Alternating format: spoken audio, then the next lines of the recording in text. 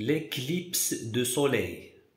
L'éclipse de soleil a lieu lorsque la lune masque partiellement ou totalement le soleil. On peut expliquer ce phénomène à l'aide d'un gros ballon, soleil, d'une balle de tennis, terre, et d'une bille, lune. La lune tourne autour de la terre et sur elle-même.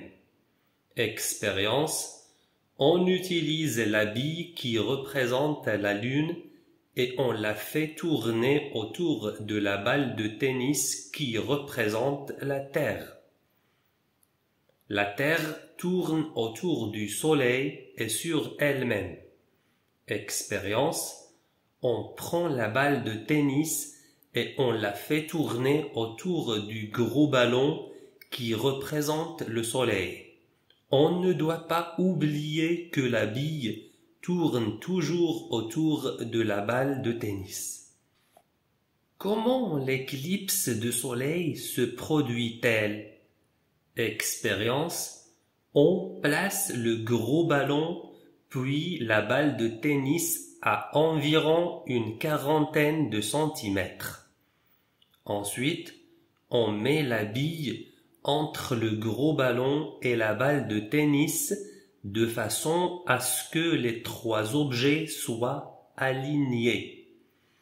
L'ombre de la lune sur la terre.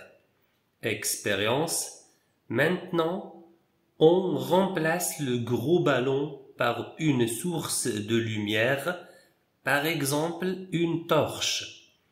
Puis, on dirige le faisceau lumineux vers la bille et la balle de tennis. Que constate-t-on? Eh oui, la bille est totalement éclairée, mais son ombre est projetée sur une partie de la balle de tennis. La même chose se passe lors d'une éclipse de soleil. L'éclipse de soleil. L'éclipse de soleil a lieu lorsque la lune masque partiellement ou totalement le soleil. On peut expliquer ce phénomène à l'aide d'un gros ballon, soleil, d'une balle de tennis, terre, et d'une bille, lune. La lune tourne autour de la terre et sur elle-même.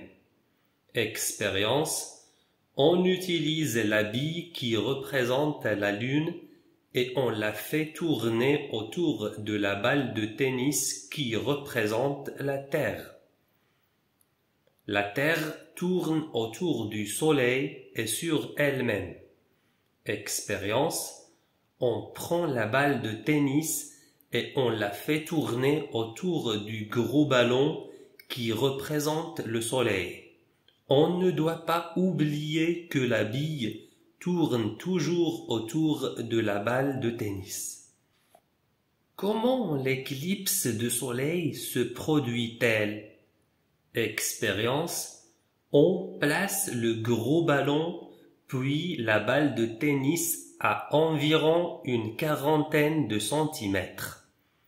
Ensuite, on met la bille entre le gros ballon et la balle de tennis de façon à ce que les trois objets soient alignés.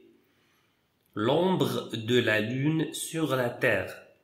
Expérience: maintenant, on remplace le gros ballon par une source de lumière, par exemple une torche. Puis, on dirige le faisceau lumineux vers la bille et la balle de tennis. Que constate-t-on? Eh oui, la bille est totalement éclairée, mais son ombre est projetée sur une partie de la balle de tennis. La même chose se passe lors d'une éclipse de soleil.